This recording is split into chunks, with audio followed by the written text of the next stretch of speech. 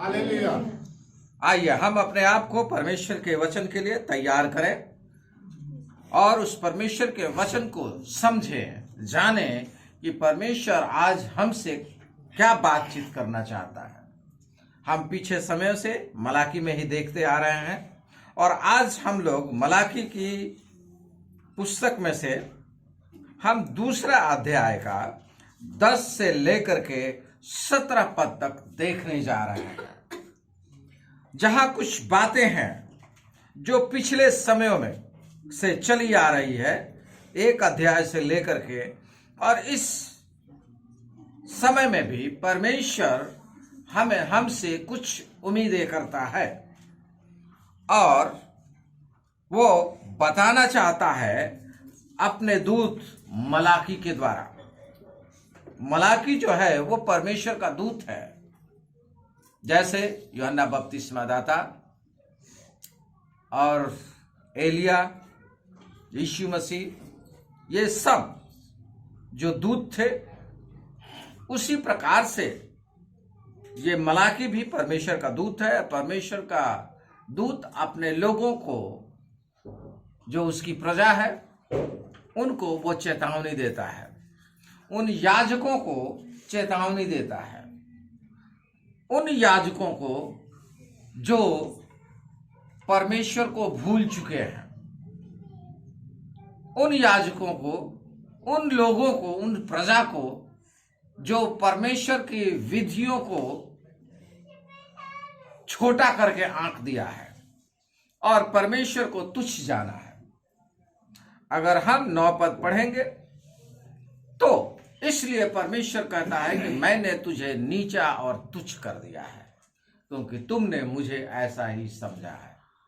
तो हम परमेश्वर को जब तुच्छ समझते हैं तो उसी के विषय में वो बातें कर रहा है और सिलसिलेवार बता रहा है कि हमारी प्रजा में कौन कौन सी कमियां चल रही हैं।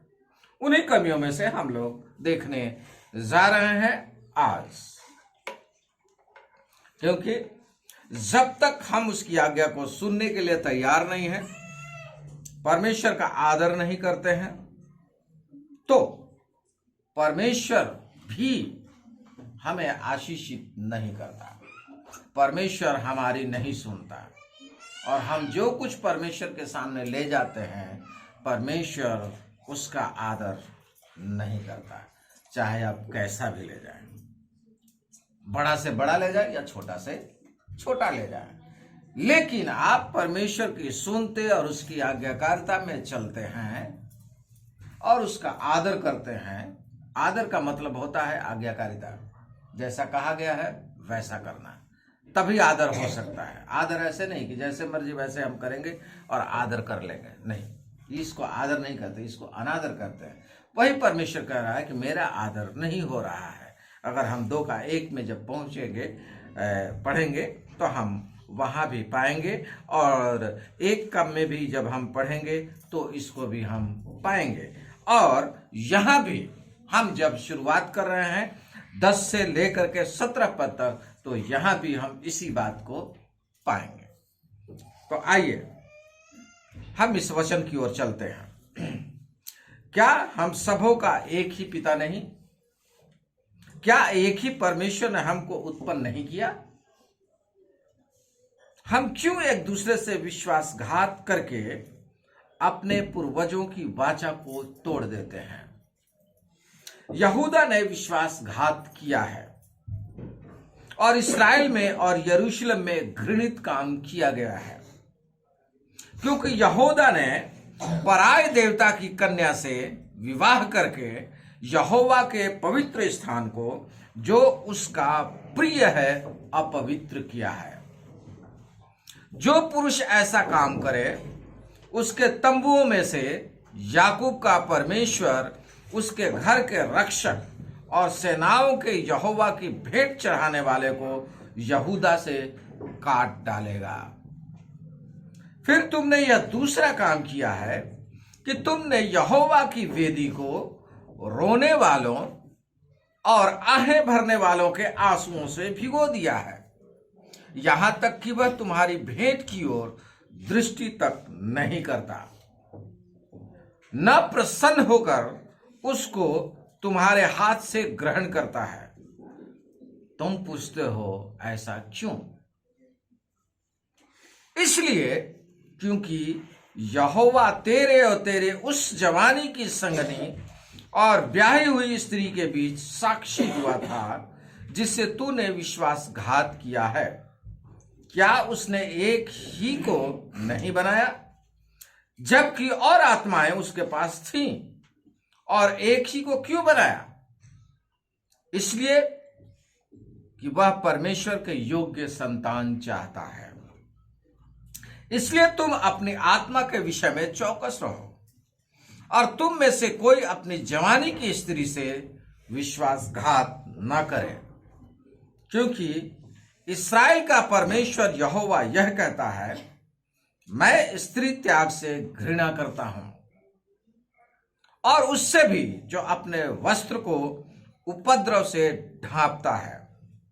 इसलिए तुम अपनी आत्मा के विषय में चौकस रहो, विश्वासघात मत करो। सेनाओं के यहोवा का यही वचन है। तुम लोगों ने अपनी बातों से यहोवा को उकता दिया है, तो अभी पूछते हो हमने किस बात में उसे उकता दिया? इसमें कि तुम कहते हो जो कोई बुरा करता है वह यहोवा की दृष्टि में अच्छा लगता है और वह ऐसे लोगों से प्रसन्न रहता है, और यह कि न्यायी परमेश्वर कहाँ है? परमेश्वर अपने वचन पे आशीष दे।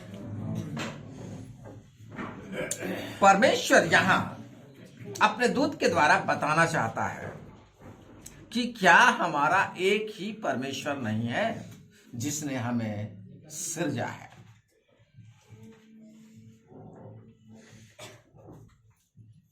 कई परमेश्वर थे क्या हमारे रचने के लिए? ये कह रहा, जबकि एक ही परमेश्वर था और उसी ने सृजा, वही हमारा परमेश्वर पिता है, तो हम अपने उस एक परमेश्वर को जिसने सृजा, जिसने इस संसार में भेजा, बनाया, सब कुछ किया, उस परमेश्वर को हम अपना पिता होने का अधिकार से क्यों वंचित कर रहे हैं? यानी क्यों वंचित का मतलब बेदखल करना। तू हमारा पिता नहीं है, अर्थात जिस परमेश्वर ने बनाया उस परमेश्वर का इनकार करना, ये कह देना कि परमेश्वर है ही नहीं, या उसका पवित्रता का और उसकी आदेश का आदर नहीं करना। जो हम 2:1 में देखें तो वहां लिखा है कि यह आज्ञा तुम्हारे लिए है याजकों, यदि इसे न सुनो और मन लगाकर मेरा आदर न करो तो सेनाओं का यहोवा यूं कहता है कि मैं तुमको शाप दूंगा। यह साफ कह रहा है कि तुम्हारे लिए है। मैंने जो भी आज्ञाएं दी हैं तुम्हारे लिए दी हैं और तुम्हारे उन्नति के लिए दिया है, आशीष पाने के लिए दिया है। लेकिन तुम उसका इनकार करके, तुम आदर न करके, मेरी इच्छाओं का, मेरी आज्ञाओं का अनादर करके तुम लोगों ने ऐसा किया है कि मुझे आशीष के बदले शाप देना पड़ रहा है। परमेश्वर ये कह रहा है। कुछ एक बातों को यहां दिखा रहा है। हम पिछली बातों से नहीं, हम आगे के बातों में आगे बढ़ते हैं। पहली बात है कि हमने विश्वासघात किया। यहां साफ कहता है कि हम क्यों एक दूसरे से विश्वासघात करके अपने पूर्वजों की वाचा को तोड़ देते हैं। परमेश्वर की वाचा परमेश्वर की इच्छा के अनुसार नहीं तोड़ी जाती, ध्यान रखिए। परमेश्वर अपने वायदे को हमारे प्रति जो रखा है उसको वो पूरा करना चाहता है, लेकिन तोड़ते कब हैं? विश्वासघात करने के कारण इसको तोड़ देते हैं। विश्वासघात क्या है इसको समझना बहुत जरूरी है। जिस विश्वास से बुलाया है परमेश्वर ने, जो यहां कहता है मैं एक ही पिता हूं और मेरे पिता हूं, तो मेरा आदर कहां है? अगर हम 1:6 पढ़े तो वहां कहता है पुत्र पिता का और दास स्वामी का आदर करता है। यदि मैं पिता हूं तो मेरा आदर कहां है? और यदि मैं स्वामी हूं तो मेरा भय मानना कहां है? ये साफ कह रहा है, कहां है? इसलिए ऐसा न करके हम उसका विश्वासघात कर रहे हैं, क्योंकि उसने हमारा चुनाव जो किया है, आज जो हम मसीह में आए हैं, उसी विश्वास के अनुसार चलने के लिए आए हैं। क्योंकि जो कोई विश्वास करे वो नाश ना हो, लेकिन क्या पाएगा? अनंत जीवन। और इसके उलट अगर हम कहें जो विश्वास ना करे वो क्या हो जाएगा? नाश हो जाएगा। वही हम 17 पद 18 पद में पढ़े, तो जो स्वीकार नहीं करता है वो दोषी ठहर चुका है, वो दंड का अधिकारी है। तो ये परमेश्वर के ऊपर में निर्धारित नहीं है कि परमेश्वर ने आशीष नहीं दिया है, जी नहीं। उस आशीष को परमेश्वर ने जो हमारे लिए दिया है, उस आशीष को तोड़ने का कारण हम हैं, क्योंकि हम उस विश्वास पे खरे नहीं उतरते, और खरे नहीं उतरना ही विश्वासघात है। इस बात को हम समझें, विश्वासघात हम कर रहे हैं। हम उस विश्वास के अनुसार नहीं चल रहे हैं। दूसरा, जो परमेश्वर कह रहा है उसके अनुसार हम नहीं कर रहे हैं, तो हम विश्वासघात कर रहे हैं। एक उदाहरण यहां पर, और यह सच्चाई भी है कि उन लोगों के जीवन में, उस प्रजा में था जो अन्य जातियों से शादी करने का था, उनके बीच में है। यह विश्वासघात है। परमेश्वर और हमारा और हमें तीसरे के बीच में हम लाएंगे, यह विश्वासघात है।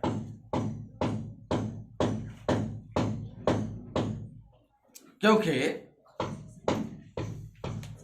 परमेश्वर यहां कह रहा है कि 14 पद हम देखें, क्योंकि यहोवा तेरे और तेरी उस जवानी की संगनी और ब्याही हुई स्त्री के बीच साक्षी हुआ था, जिससे तूने विश्वासघात किया। और 15 पद कहता है, क्या उसने एक ही को नहीं बनाया जबकि और आत्माएं उसके पास थी? और एक ही को क्यों बनाया? इसलिए कि परमेश्वर के योग्य संतान चाहता है। ध्यान रखिए, हमारी इच्छा के अनुसार संतान नहीं, परमेश्वर के योग्य संतान चाहता है। लेकिन हम लोग विश्वासघात करते हैं जब उस स्थिति पर हम नहीं चलते।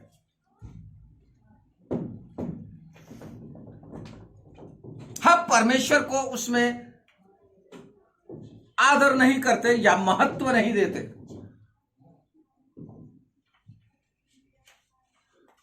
और जब ऐसा होता है तो परमेश्वर यहां कहता है कि मैं उन्हें काट डालूंगा, क्योंकि उन लोगों ने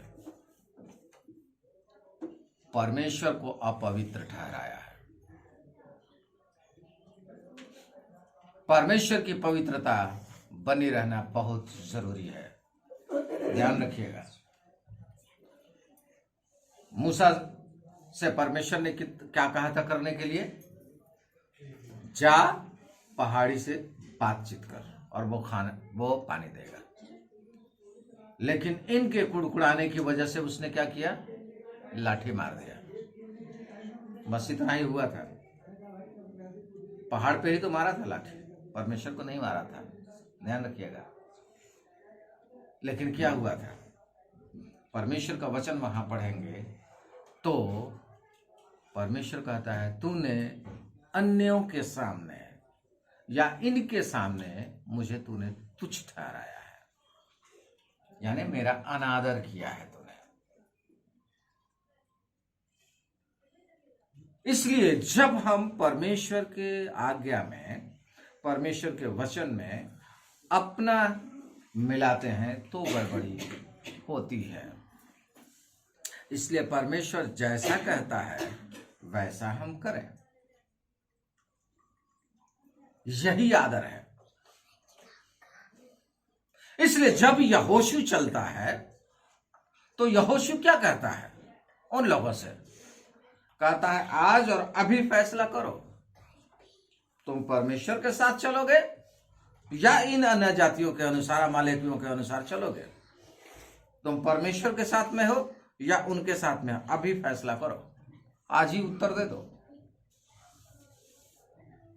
हमें जानना बहुत जरूरी है। हमने फैसला जब यीशु मसीह के पास में आए थे तब किया था, किस लिए? यीशु मसीह के साथ चलने के लिए। लेकिन यीशु मसीह ने जब आशीषित कर दिया और हमारे पास बहुत कुछ हो गया तो हमारा भी दिमाग घमंड से भर गया और हम अपनी इच्छा से अब चलने लगे। सच्चाई यही है।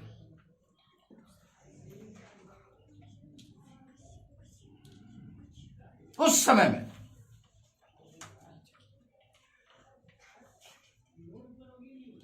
जब हम भी अच्छे भले नहीं होते हैं तो हम भी नहीं आना चाहते। हम अच्छे हैं, हमारे पास कोई नहीं है, हमारी बाहर की चिंता बहुत ज्यादा है, रिश्तेदार है, हमारा मनोरंजन है, सब कुछ है। और बीमार होते ही या कुछ तकलीफ में फंसते ही परमेश्वर याद आने लगता है। आता है या नहीं? तो परमेश्वर का जब आप और हमारे लिए वो करता है, ऐसा नहीं है, वो ऐसे समय में करता है। उदाहरण अपना पेश करता है कि मैं तुम्हारा परमेश्वर, तुम्हारे बचाने के लिए हूं, लेकिन हमेशा नहीं करता है। ध्यान रखिएगा, हमेशा नहीं करता है,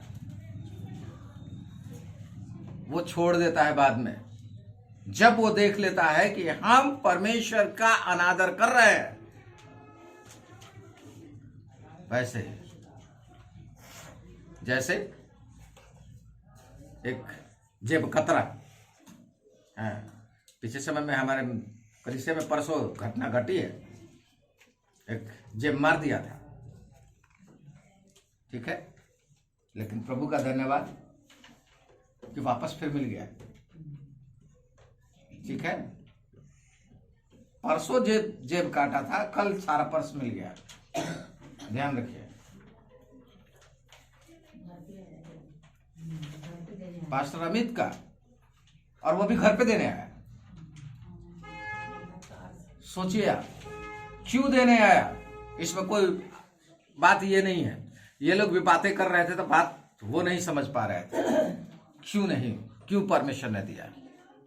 परमेश्वर ने इसलिए दिया क्योंकि वो व्यक्ति जिसका वो पर्स है वो परमेश्वर की आज्ञाकारिता में खड़ा है। हालेलुया। इसलिए वापस आया, नहीं तो नहीं आता। ध्यान रखिए, जब हम परमेश्वर के लिए तैयार हैं, परमेश्वर हमारे लिए तैयार है। नहीं तो कौन व्यक्ति आएगा अपनी कार से आकर के और वो ढूंढेगा आपका एड्रेस कि हाँ भाई तुम्हारा ये है तो वो है। वो भी किसी और को मिला, उसने उसको देखा कि इस एरिया का है तो वो मैं जा रहा हूं तो उसने ले लिया, मैं दे दूंगा। ऐसा करते हुए कौन ऐसा करेगा? ये परमेश्वर की सामर्थ है, और किसी का नहीं है। जब हम परमेश्वर के लिए होंगे, परमेश्वर हमारे लिए होगा, असंभव को संभव करने के लिए तैयार होगा। इसलिए हमें समझना की आवश्यकता है। हम लोग छोटी छोटी बातों में परमेश्वर के काम को नहीं समझते, महत्व नहीं देते, और उन छोटी छोटी बातों में ही परमेश्वर का हम अनादर करते हैं। इसलिए परमेश्वर का जब अनादर होता है तो कहता है कि तुम भेंट चढ़ाओ, चाहे कुछ भी चढ़ाओ, कुछ भी लेकर के आओ, मैं उसे ग्रहण नहीं करता। लेकिन वही वो कह रहा है, एक वो विधवा का 2 दमड़ी परमेश्वर उसे ग्रहण कर लेता है। सारपत की विधवा का 1 मुट्ठी आटा और थोड़ा सा कुप्पी में तेल ग्रहण कर लेता है। लेकिन हमारा बड़ा से बड़ा भी ग्रहण नहीं करता। क्यों? क्योंकि हमारा आदर, हम परमेश्वर का आदर नहीं करते। सारपत की विधवा ने क्या कहा? हे प्रभु, तू कहता है तो मैं ले आती हूं। उसने दे दिया। उसने अपने मृत्यु की चिंता, अपने बेटे की मृत्यु की चिंता नहीं किया, लेकिन उसने प्रभु का चिंता किया। ध्यान रखिएगा, एलिया परमेश्वर का दूत है। ध्यान रखिए, इन दूतों को समझना बहुत जरूरी है। जैसे यीशु मसीह, वैसे ही एलिया भी दूत है, जो परमेश्वर के मुख को लेकर के आता है, परमेश्वर की आवाज को लेकर के आता है। इसलिए एलिया का आदर करना परमेश्वर का आदर करना है, अगुए का आदर करना परमेश्वर का आदर करना है, अपने माता पिता का आदर करना परमेश्वर का आदर करना है। ध्यान रखिएगा, यह मत समझिए कि माता पिता का आदर नहीं करना, परमेश्वर का आदर करना नहीं है। नहीं तो परमेश्वर क्यों कहता कि तू अपने माता पिता का आदर कर, जिससे कि जो देश तेरा परमेश्वर यहोवा दे उसमें तू बहुत दिन तक रहने पाए। आशीषें क्यों आती? सब उसी के साथ में जुड़ी हुई है। इसलिए हम जब माता पिता का अनादर करते हैं तो हम परमेश्वर का अनादर करते हैं। जब वचनों का अनादर करते हैं तो हम परमेश्वर का अनादर करते हैं। और अनादर करते हुए कौन खुश हो जाएगा? इसलिए हमें सोचने की आवश्यकता है। ध्यान रखिएगा, परमेश्वर की पवित्रता में हम कुछ भी लेश मात्र भी इधर से उधर मिश्रण नहीं कर सकते। इसलिए कहता है कि जानवर जो चढ़ाया जाए वो निष्कलंक हो। हम पीछे पड़े, हम आ गए हैं, उससे आ गए। निष्कलंक होना चाहिए। काना, लंगड़ा, लूला और रोग लगा हुआ, खुजली वाला, ये सब वैसा नहीं चाहिए। परमेश्वर के लिए पवित्र और साफ और शुद्ध वह भी चाहिए, निष्कलंक चाहिए। इसलिए परमेश्वर ने हमें अपनी प्रजा में निर्दोष और निष्कलंक बना करके परमेश्वर के सामने उपस्थित किया है। तो किस लिए किया है? हमें इसलिए किया है कि हम निष्कलंक और निर्दोष बने रह करके परमेश्वर की महिमा करें। नहीं तो यीशु मसीह की आने की क्या जरूरत थी? यीशु मसीह को लहू बहाने की क्या जरूरत थी? यीशु मसीह को क्रूस पर चढ़ाए जाने की क्या जरूरत थी? उसने हमारे पापों को क्षमा कर दिया, अर्थात आपको पवित्र और शुद्ध और निष्कलंक और निर्दोष बना दिया। तो हमें कैसे जीना है, हमें कैसे करना है? वही पवित्र, निर्दोष और निष्कलंक और निर्दोष होकर के परमेश्वर के सामने हमेशा उपस्थित होना है। तभी तो हम उसके लायक बनेंगे। अन्यथा हम उसमें गड़बड़ी करते हैं तो परमेश्वर हमें कबूल नहीं करता। ध्यान रखिएगा, परमेश्वर हमें कभी भी कबूल नहीं करेगा। थोड़ा सा भी गड़बड़ी नहीं होना है। सोचिए तो,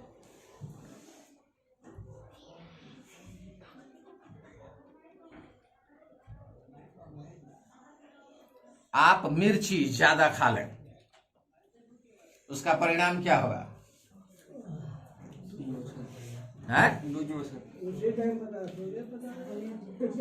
मिर्ची ज्यादा खा ले, पता कब लगेगा? भाई सुबह नहीं, उसी समय पता लगेगा। खाने टाइम में पता लग जाता है। और उसका प्रभाव कहाँ पता लगेगा? सुबह तक। कई समय तक चलेगा। और ज्यादा अगर आपने कर दिया तो बवासीर, पाइल्स होने का खतरा बढ़ गया। इसका मतलब हमेशा के लिए, समझ रहे आप? इसलिए आपको और हमें सावधान होना बहुत जरूरी है। जब उसी समय में हमारे खाते ही हमें पता लग जा रहा है तो हमें करते ही परमेश्वर को नहीं पता लग रहा है क्या? सोचिए, पता लग रहा है कि नहीं?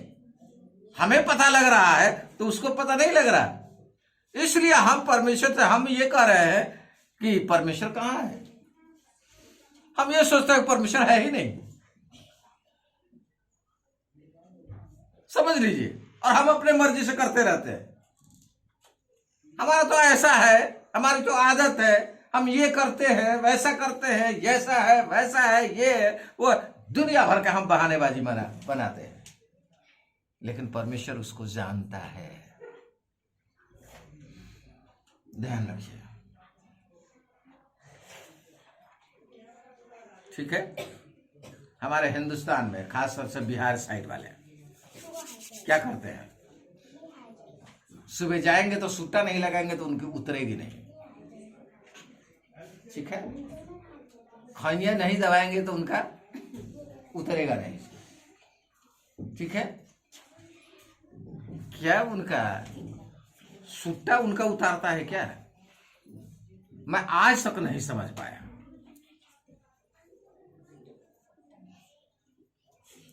ये ऐसा कुछ नहीं है, ये यहाँ का खेल है, ये यहाँ का खेल है, दिमाग का खेल है, ये समझ लीजिए। इसका मतलब उसको कहीं ऐसी जगह पहुंच गया जहां 2 दिन मिले ही नहीं, क्या होगा? उतरेगा ही नहीं, उस समय उतर जाएगा। ये ध्यान रखिएगा, ये हमारा मन का है। उसी प्रकार से परमेश्वर भी हमारे मन को जानता है, उसी प्रकार से जानता है। इसलिए यह कहता है पहला काम कि हम लोगों ने क्या किया है, उसका विश्वासघात किया है, ठीक है।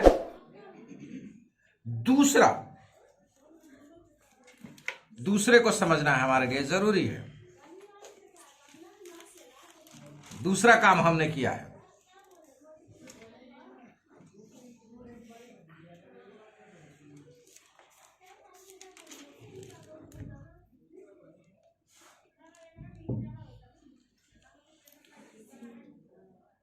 घृणित काम किया है।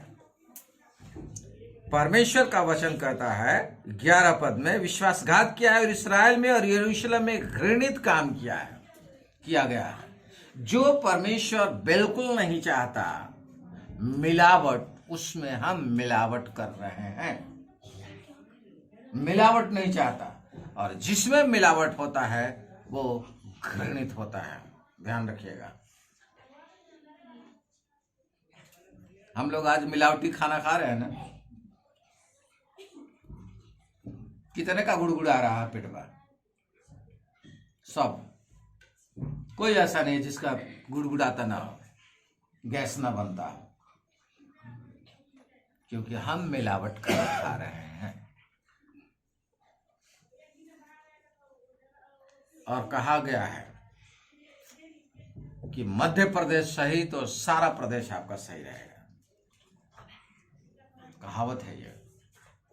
यानी पेट सही तो बहुत बीमारियों से आपको छुटकारा मिल गया, ये है। लेकिन हम मिलावट के खाने की वजह से बहुत सारी बीमारियों का घर बने हुए हैं, चाहे बीपी हो, चाहे शुगर हो, चाहे गैस बनना हो, चाहे कुछ भी हो, ये सब मिलावट की वजह से है। ये ध्यान रखिए। इसलिए हर चीज में मिलावट है, हम सावधान रहें इन बातों के प्रति। अगर नहीं होंगे तो हमारी गड़बड़ी तो हमारी होगी। तो उसी प्रकार से मिलावट भी परमेश्वर को पसंद नहीं है। वो परमेश्वर नहीं है, वो मनुष्य नहीं है कि मिलावट का काम चल जाएगा। परमेश्वर के यहाँ नहीं, परमेश्वर के यहाँ पवित्रता में कोई भी मिलावट नहीं है। तीसरी बात हम देखें, इसलिए ऐसा करने वाले को परमेश्वर पसंद नहीं करता है। तीसरी बात 13 पद में देखें, हमने क्या किया है, परमेश्वर की वेदी को, देखिए यहां क्या कहता है, फिर तुमने यह दूसरा काम किया है कि तुमने यहोवा की वेदी को रोने वाले और आहें भरने वाले के आंसुओं से भिगो दिया है। इसके कारण यहां तक कि तुम्हारी भेंट की ओर दृष्टि तक नहीं करता और न प्रसन्न होकर उसको तुम्हारे हाथ से ग्रहण करता है। क्यों ग्रहण नहीं करता? रोने वाले होने के कारण। और क्या कहते हैं, आंसू, आहें भरने वाले और रोने वाले। परमेश्वर के लिए हर जगह पे हम रोते रहते हैं, जहां भी परमेश्वर के लिए आता है काम। ध्यान रखिएगा, हम रोते रहते हैं। हमारे पास परमेश्वर को देने का कुछ नहीं है, ऐसा नहीं है।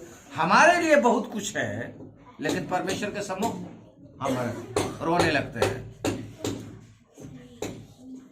परमेश्वर को देने के नाम पे हम रोने लगते हैं, परमेश्वर के लिए करने के नाम पे हम रोने लगते हैं।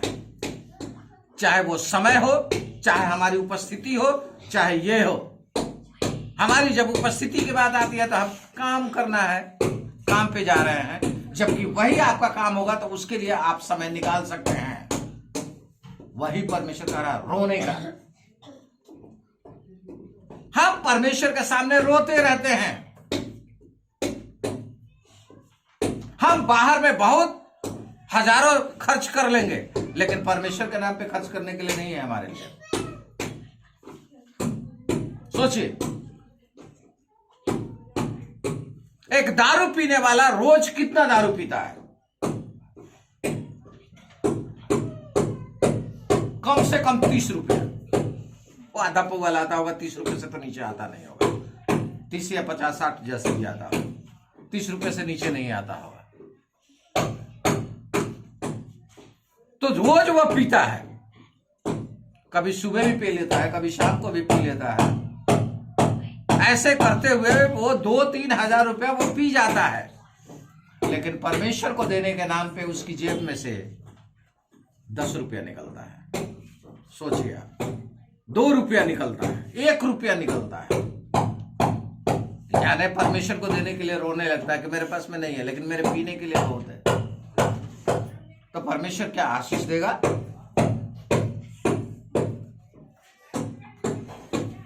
परमेश्वर के लिए, मेरे लिए करने के लिए, मेरे खाने के लिए बहुत कुछ है, परमेश्वर के लिए कुछ भी नहीं है।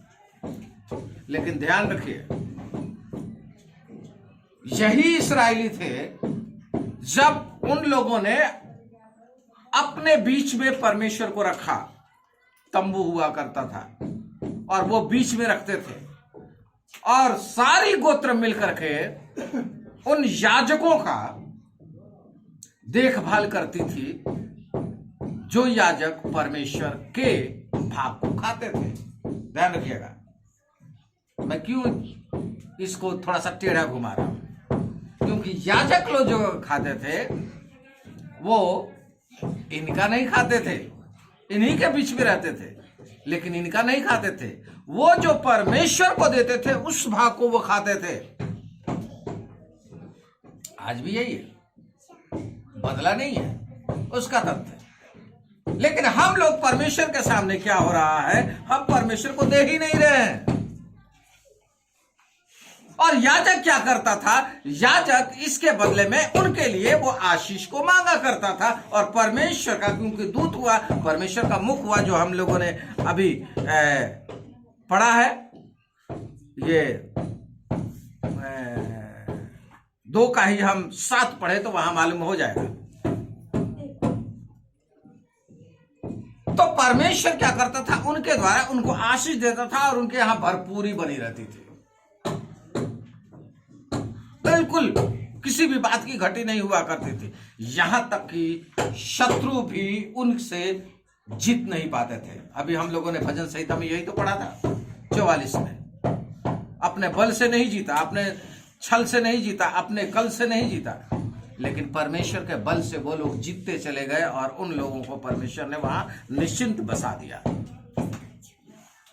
परमेश्वर के द्वारा सब कुछ संभव है। इसलिए हम आहें भरने वाले, रोने वाले ना बने परमेश्वर के नाम पे। जब अगर ये देना पड़ेगा, ए परमेश्वर में ये लग गया, ऐसा क्यों कहा जा रहा है, ऐसे क्यों बोला जा रहा है, ये हमेशा मांगते रहते हैं। बहुत सारे लोग कहते हैं मांगते रहते हैं। दशवांश मांगना नहीं है, दशवांश हम नहीं मांग रहे हैं, दशवांश परमेश्वर मांग रहा है। ना दे करके कहता है भेंटे और दशवांश हम लूटते हैं। अगले अध्याय में हम देखेंगे इसके विषय में। यही याजक नहीं मांग रहा, ये आपका पादरी नहीं मांग रहा, ये आपका प्रचारक नहीं मांग रहा, ये तो परमेश्वर आपसे मांग रहा है। तो आप दे या ना दे, परमेश्वर इसका लेखा लेगा, सीधी सी बात है। लेकिन परमेश्वर ने हमें इसीलिए ठहराया कि क्योंकि याजक को चाहिए कि वह अपने होठों से ज्ञान की रक्षा करे और लोग उसके मुंह से व्यवस्था पीछे, क्योंकि वह सेनाओं के यहोवा का दूत है। आपको पसंद हो या ना हो।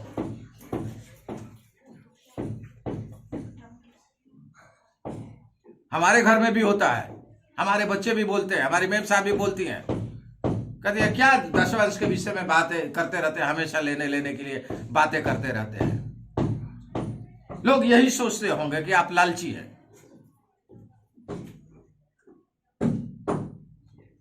हमारे घर में होता है, लेकिन मैं उनको बताता हूं ये वचन के द्वारा कि परमेश्वर क्या कह रहा है, क्यों मुझे ठहराया है, इसको बताने के लिए। क्या समझते हैं वो आप जाना, परमेश्वर उसका भी प्रतिफल आपको देगा आपकी सोच के अनुसार। मुझे चाहिए नहीं, मुझे ये चाहिए कि मैं आपसे प्रेम करता हूं। मेरा कार्य यह है कि आप आत्मिक रूप से उन्नति को प्राप्त करें, आप आशीष को प्राप्त करें। इसलिए चाहे आपको कड़वा लगे, चाहे अच्छा लगे, बुरा लगे, चाहे पसंद आए चाहे नहीं पसंद आए, हमें जिसके लिए परमेश्वर ने चुनाव किया है वो हम आपके सामने रखेंगे और वही कहेंगे, वही करेंगे भी। ये भी सोचिए, समझौता तो मैं नहीं करूंगा, मेरी डिक्शनरी में समझौता नहीं है, क्योंकि मेरा प्रभु समझौता नहीं करता। ध्यान रखिएगा, अगर समझौता करता तो जो बलिदान जो लेकर के आ रहे थे अशुद्ध पशु, वो भी ग्रहण कर लेता, वो भी कर लेता ना। तो अशुद्ध पशु को क्यों कह दे रहा, काना, लंगड़ा, लूल्हा है और खुजली वाला। यहां तक परमेश्वर कह रहा है, हमारे यहाँ एक बहुत अच्छा चाव से मीट खाया जाता है, खस्सी का, जानते हैं आप लोग है, खस्सी का जानते हैं ना, जिसका अंडकोश दबाया जाता है, ठीक है, लेकिन परमेश्वर उसे भी ग्रहण नहीं करता है। सावधान रहिएगा, परमेश्वर उसको ग्रहण नहीं करता।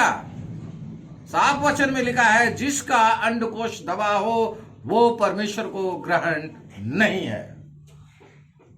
आपको तो पसंद है, लेकिन परमेश्वर को पसंद नहीं है। अगर वो परमेश्वर को आपके पसंद के अनुसार चढ़ा दिया, परमेश्वर उसको ग्रहण नहीं करता। और वही काम ये लोग कर रहे हैं, अपनी पसंद से परमेश्वर के पास ले जा रहे हैं। परमेश्वर की पसंद क्या है ये जान ही नहीं रहे।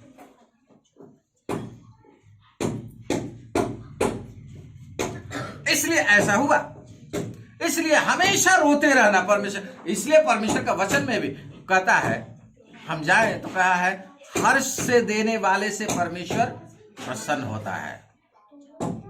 दुखी मन से देने वाले से, यानी दुखी मन का मतलब है रोने वाले से। हम वहां चर्च में जाते हैं ना, वहां 10 वर्ष मांगा जाता है, पैसा मांगा जाता है। पैसा नहीं मांगा जाता है, आपसे परमेश्वर की आज्ञाकारिता मांगी जाती है। ध्यान रखिएगा, पैसा नहीं है महत्वपूर्ण, आपको परमेश्वर की आज्ञाकारिता महत्वपूर्ण है। आप उन्नति करें, परमेश्वर का वचन। हम कल पढ़ रहे थे कि परसों पढ़ रहे थे ना, परमेश्वर जिससे प्रेम करता है किसके यहाँ, उसको सोटे भी लगाता है, कोड़े भी लगाता है, डांटता भी है। शुक्रवार को हम लोग देख रहे थे। तो वो प्रेम करेगा तो वो करेगा, नहीं तो जब आपसे प्रेम नहीं करता है, वो कहीं भी जाए भीड़, उससे मतलब नहीं है। नाश हो जाए मेरी जेब में आता रहे, खत्म। मुझे मेरी जेब में नहीं चाहिए, मुझे चाहिए, मेरी अपनी इच्छा है, मैं अपनी ओर से जो मेरी इच्छा है वो मेरी कलीसिया उन्नति करने वाला होना चाहिए। मैं ये चाहता हूं कि मेरी कलीसिया जब परमेश्वर के पास यीशु मसीह दोबारा आए तो वो कहे, शेल्डन फेलोशिप के लोग मेरे लोग हैं। हालेलुया, ये मेरी इच्छा है, मेरी और कोई इच्छा नहीं है। आप आज्ञाकारिता पे खरे पाए जाए, और जब खरे पाए जाएंगे तो प्रभु आएगा तो कहेगा ये मेरे लोग हैं। हमारी ये इच्छा है। इसलिए शुद्धता, पवित्रता बनाए रखना हमारे लिए बहुत जरूरी है। हम अपने परमेश्वर को जाने। कि रोने वाला परमेश्वर को पसंद नहीं है। हमेशा आंसू बहाने वाला, मैं तो गरीब हूं, मैं तो ऐसा हूं, मैं तो ऐसा हूं, ये वाला पसंद नहीं है परमेश्वर को। गरीब कोई है क्या? हमारे कलीसिया में कितने लोग गरीब हैं? कितने लोग गरीब हैं? कोई है गरीब?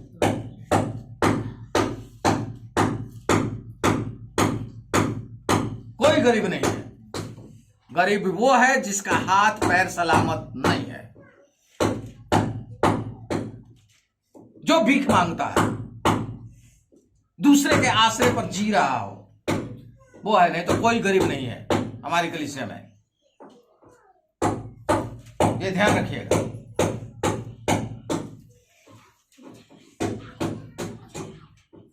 लेकिन हम लोग क्या करते हैं? हम गरीब बनते हैं, मैं तो गरीब हूं। और परमेश्वर हाथ फैलाने वाले को, जो अपने आप को हमेशा गरीब दिखाता है, दूसरे के आश्रय में रहता है, वो मुझे देगा, वो मुझे देगा, वहां से पाया जाएगा, वो उन्नति नहीं प्राप्त करता। परमेश्वर उसे ग्रहण नहीं करता। ध्यान रखिए,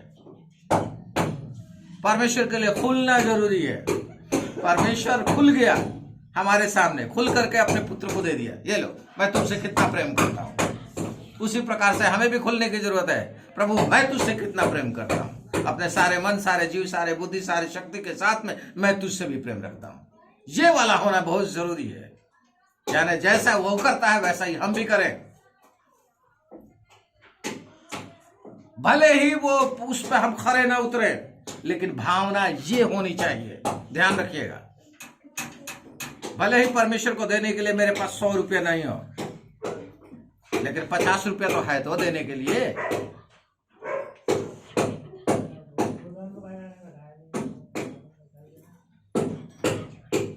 ₹50 हम परमेश्वर में कर सकते हैं, नहीं है, लेकिन भावना तो होनी चाहिए कि मैं परमेश्वर के लिए कर सकता हूं।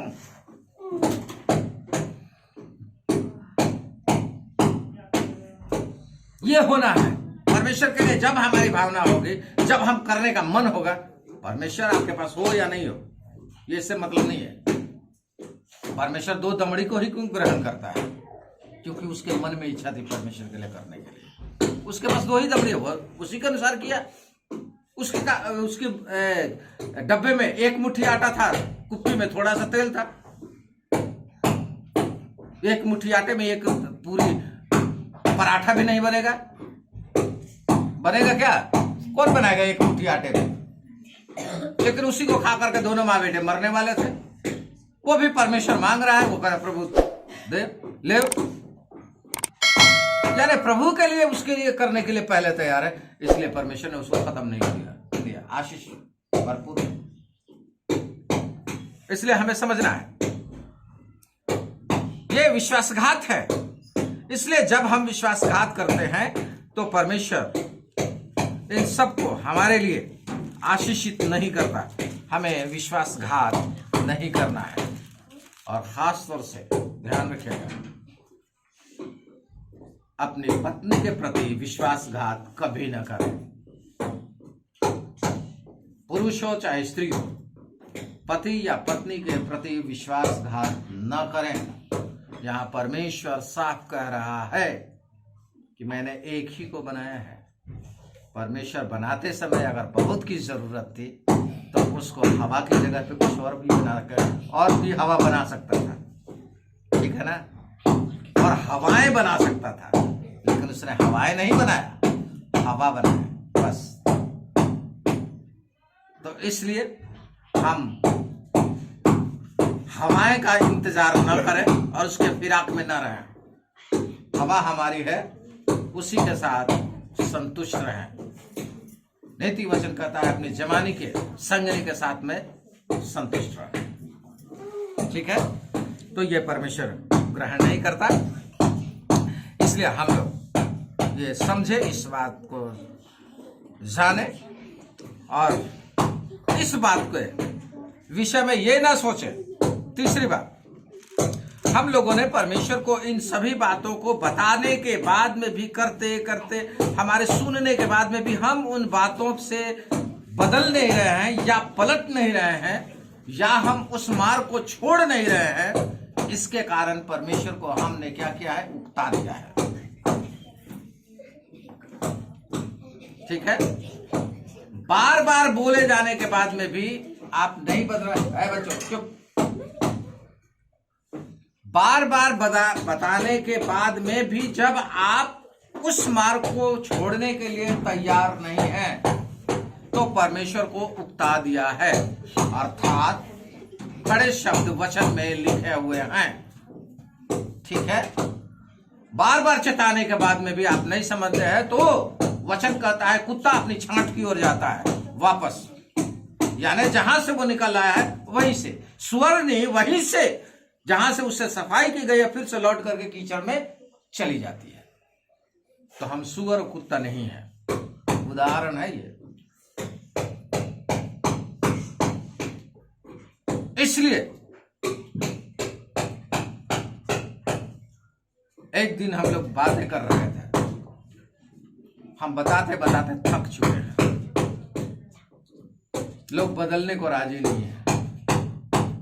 तो परमेश्वर का वचन वही कहता है। तब याद आया कि सुअरों के आगे मोती मत डालना, नहीं तो वो क्या करेंगे, उसे फाड़ खाएंगे और उसे रौंद डालेंगे। इसका मतलब है कितना भी समझा लो, वो सीखने को तैयार नहीं है, तो क्यों अपना बेकार में अच्छा वाला मोती उनके सामने दे करके खराब कर रहे हो। वो नाश होने के लिए तैयार है तो होने दो। ये है परमेश्वर का वचन, यही कह रहा है कि हमारे समझाने के बाद में भी नहीं समझने को तैयार है, तो परमेश्वर को उकता दिया है। और उकता दिया है, और फिर भी हम उकताते रहते, फिर भी पूछते हैं कि परमेश्वर को हमने कब उकताया, कैसे उकता दिया। फिर भी सोचते हैं कि हम परमेश्वर को नहीं उकता रहे,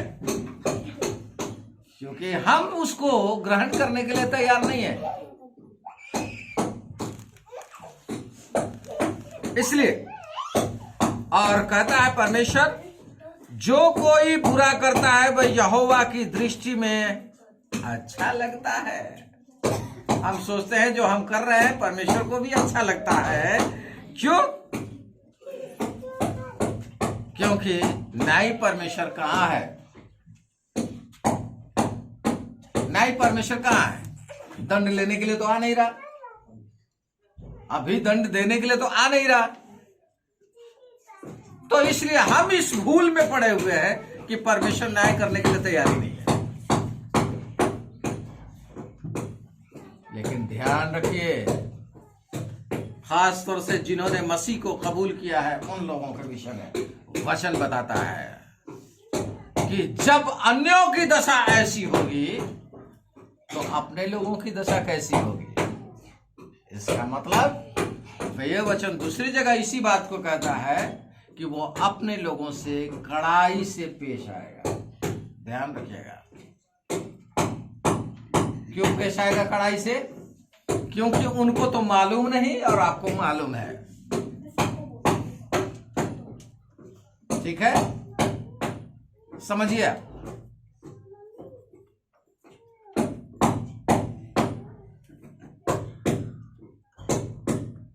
एक बच्चा पढ़ा लिखा नहीं है और उसे एक ड्राइंग बना के दे दिया गया, ठीक है, और एक बच्चा पढ़ा लिखा है, तो किसका न्याय आप ज्यादा करेंगे? दोनों ने बनाया है, लेकिन किसका न्याय ज्यादा करेंगे? पढ़े लिखे वाले का न्याय। ये साधारण सी बात है। तो जो मसीह है, जो विश्वास करते हैं, परमेश्वर को जानते हैं, उसके वचनों को जानते हैं, उन्हीं से तो कड़ाई से पेश आएगा। जो जानते ही नहीं है उनसे क्या पेश आएगा? उनको उनके कर्मों के अनुसार पेश आएगा। ध्यान रखिएगा। और परमेश्वर का वचन कहता, स्वर्ग और पृथ्वी में कोई ऐसा नाम नहीं जिसके द्वारा परमेश्वर के पास पहुंचा जा सके। सिर्फ एक नाम है, यीशु मसीह, और उस नाम को आप जानते हैं। और वही एक व्यक्ति न्याय करेगा, तभी आप परमेश्वर के पास में जा सकते हैं, परमेश्वर के राज्य में जा सकते हैं।